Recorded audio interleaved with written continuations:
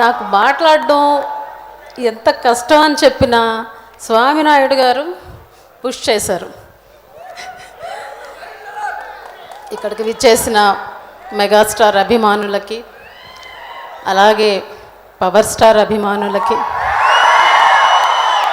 అలాగే mega power star Ram Charan అభిమానులకి నేను నా హృదయపూర్వక నమస్కారాలు. కొంచెం సేపు బ్లడ్ సెంటర్ గురించి మాట్లాడవచ్చా? 2 minutes. అన్నయ్య గారు బ్లడ్ సెంటర్కి పిలిచి నన్ను అక్కడ పనిచేయమని చెప్పడం నా అదృష్టంగా భావిస్తున్నాను. ఎందుకంటే కేవలం సినిమాలు చూసి అభిమానులుగా మారడం, అంతేకాక అన్నయ్య చెప్పిన ఒక మాట, రక్తదానం చేయండి, ప్రాణాలను రక్షించండి అనే ఒక మాట చెప్పినందుకు ఆయన్ని, చిరంజీవిని గారిని సినిమా యాక్టర్గా అభిమానించడమే కాకుండా ఆయన సేవా కార్యక్రమాల్లో ఫాలో అవడం, బ్లడ్ బ్యాంక్లో స్వచ్ఛందంగా రక్తదానం చేయడం, రక్తదాన శిబిరాలు కండక్ట్ చేయడం ఎంత ఓవర్వెల్మింగ్ ఉంటుందంటే ఇది కేవలం మెగాస్టార్ అభిమానులకు మాత్రమే చెల్లుతుంది. చిన్నప్పుడు చిరంజీవి గారి అభిమానులు మాత్రమే విన్నాను నేను.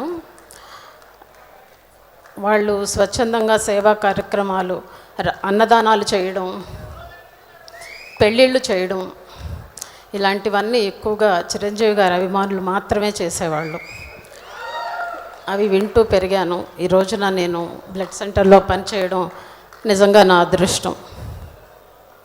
కేవలం హైదరాబాదే కాదు, మన తెలుగు వాళ్ళు వరల్డ్ వైడ్గా ఎక్కడున్నా రక్తం అవసరం అనుకున్నప్పుడు డెఫినెట్గా చిరంజీవి గారి అభిమాని అక్కడ ఉంటే చాలు, వాళ్ళు తప్పనిసరిగా ఆ ప్రాణాన్ని రక్షిస్తారు రక్తదానం చేసి అనేది మీరు బాగా మాకు తెలియజేశారు. Thank you so much for that.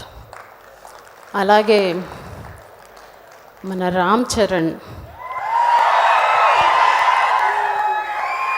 నిన్న బాబుకి దెబ్బ తగిలింది, బట్ త్వరగా తాను కోలుకోవాలని భగవంతుని ప్రార్థిస్తున్నాను. అయినా సరే మొండోడు వెళ్ళిపోయాడు షూటింగ్కి.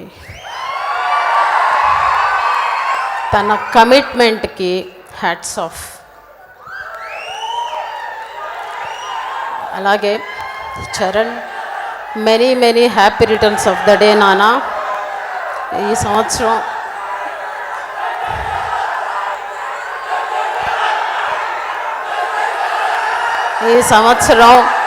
చరణ్కి చాలా స్పెషల్ బర్త్డే. తన 3 బిడ్డలతోటి చాలా సంతోషంగా, అభిమానులు అంతకన్నా సంతోషంగా జరుపుకునే పుట్టినరోజు ఈ సంవత్సరం.